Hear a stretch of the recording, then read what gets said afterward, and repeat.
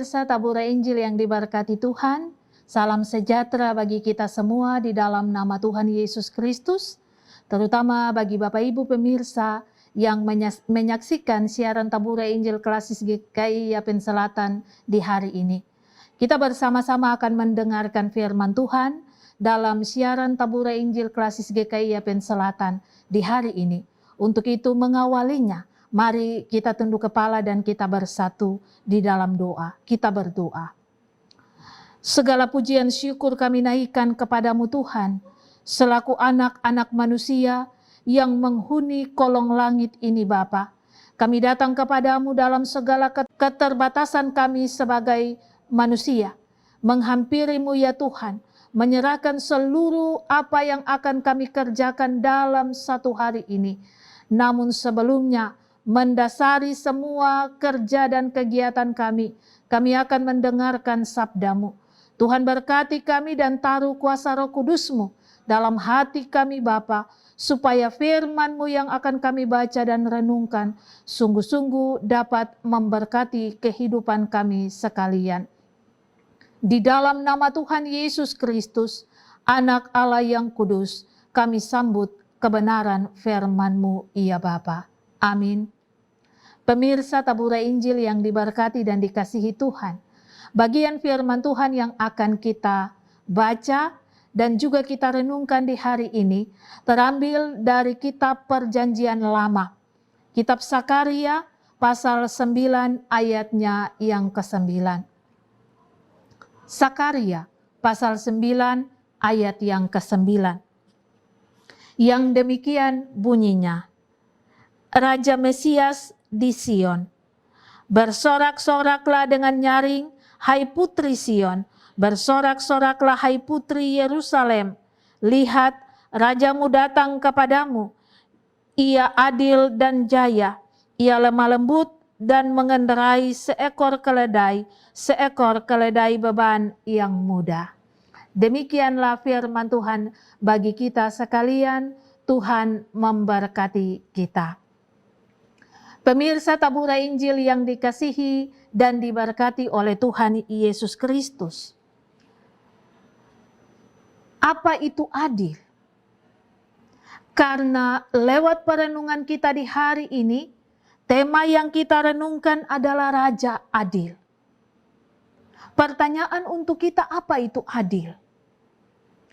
Jika kita merenungkan kalimat adil, dan ketika kita mencari jawaban dari pengertian adil itu, maka kita akan menemukan kalimat yang berkata, adil adalah tidak memihak atau tidak berat sebelah.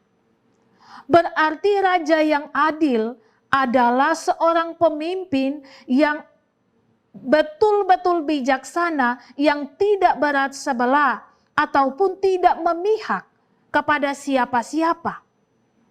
Dia sungguh-sungguh berdiri pada aturan, tetapi juga dia bertindak sesuai hukum yang berlaku. Itulah raja yang adil, yang dirindukan oleh setiap umat manusia, tetapi juga oleh kaum Yehuda yang saat itu berada di dalam pembuangan di Babel. Mereka merindukan seorang pemimpin yang akan memimpin mereka, membebaskan mereka dari kungkungan Raja Babel saat itu. Namun sebelum datangnya pemimpin itu, Babel ditaklukkan oleh Persia. Dan bangsa Yehuda beralih pada tekanan Babel kepada pembuangan di Persia. Namun Raja Persia masih mengizinkan akan bangsa Israel sebagiannya kembali ke negeri asalnya, yaitu Yerusalem. Mereka diizinkan untuk kembali dari pembuangan untuk membangun negara asalnya di bawah pimpinan Sakaria dan Hagai. Namun Kesempatan untuk kembali ke negeri asalnya ini tidak serta-merta mendatangkan sukacita di hati bangsa Israel saat itu. Mereka masih ada dalam tekanan karena sesungguhnya mereka belum bebas dari penjajahan. Karena mereka masih ada di bawah kungkungan kerajaan Persia. Tetapi di tengah-tengah keputusasaan dan juga hilangnya harapan untuk melihat kebebasan yang dimiliki oleh orang Israel, Allah mengutus Sakaria untuk menyampaikan firman ini sebagai sebuah nubuat bagi orang Israel sehingga mereka tetap memiliki pengharapan di dalam Tuhan. Untuk itu dalam Sakaria pasal 9 ayatnya yang ke-9, Sakaria menyampaikan nubuat ini kepada orang Israel. Bahwa sebagai umat pilihan, Allah tidak melupakan mereka. Sebagai umat pilihan, Allah mengerti penderitaan mereka. Oleh sebab itu, Allah akan memberikan kepada mereka seorang pemimpin yang besar. Untuk itu, bangsa Israel diminta jangan larut dalam kesedihan, keterpurukan, kesusahan hati mereka. Tapi saat itu bangkitlah dan pujilah Tuhan. Yang dalam bagian firman Tuhan kita, Sakaria mengibaratkan umat pilihan itu sebagai putri Sion dan putri Yerusalem. Mereka diajak untuk memberikan hormat mereka, pujian mereka kepada Allah yang akan memberikan mereka kebebasan. Dan di dalam Allah mereka memperoleh pengharapan yang teguh. Mereka akan memiliki seorang raja adil. Dia akan datang membawa damai dan sukacita. Sebab keadilan menjadi hal utama yang akan dia bawa dalam pemerintahannya. Bapak Ibu pemirsa Tabura Injil yang diberkati oleh Tuhan. Adil atau keadilan merupakan sebuah bagian yang tidak bisa dipisahkan dari kehidupan seorang pemimpin atau raja. Hidup yang penuh keadilan atau hidup yang adil akan membawa damai sejahtera dan sukacita dalam kehidupan orang lain. Keadilan hidup bisa mempengaruhi keadaan kita untuk ada sebagai orang-orang yang lemah lembut dan memiliki kejayaan. Oleh sebab itu keadilan atau adil itu penting dalam kehidupan kita sebagai seorang pemimpin. Dan itulah yang disampaikan oleh Sakaria dalam nubuatnya kepada bangsa Israel saat ini. Bahwa mereka akan memiliki seorang pemimpin yang syarat utamanya dia adil. Yang akan menuntun mereka kepada sebuah pembebasan, kemerdekaan. Bukan hanya secara fisik, tapi juga rohani mereka akan dimerdekakan. Keadilan menjadi penekanan dalam bagian firman Tuhan yang kita renungkan di hari ini, karena itu poin utama yang kita rindukan saat ini di tengah-tengah dunia yang penuh dengan berbagai macam tragedi kehidupan. Tetapi juga keadilan dibutuhkan bagi kita sebagai para pemimpin yang memimpin umat Tuhan di tengah-tengah dunia ini. Baik yang ada di jemaat-jemaat tapi juga dalam rumah-rumah tangga. Sebagai orang percaya, bagaimana kita bersikap adil? Bagaimana kita bersikap seperti apa yang Tuhan mau? Sebagai pemimpin-pemimpin yang dikehendaki Tuhan. Karena itu Allah menghendaki kita untuk menjadi seorang pemimpin yang adil. Dalam kalimat adil ini mengandung makna bahwa sebagai seorang pemimpin yang bijak, kita tidak akan pernah memimpin hanya dengan memperhatikan orang-orang atau kerabat-kerabat terdekat kita dan melupakan orang lain. Atau kita tidak timbang sebelah dalam menentukan keputusan, tidak berat sebelah.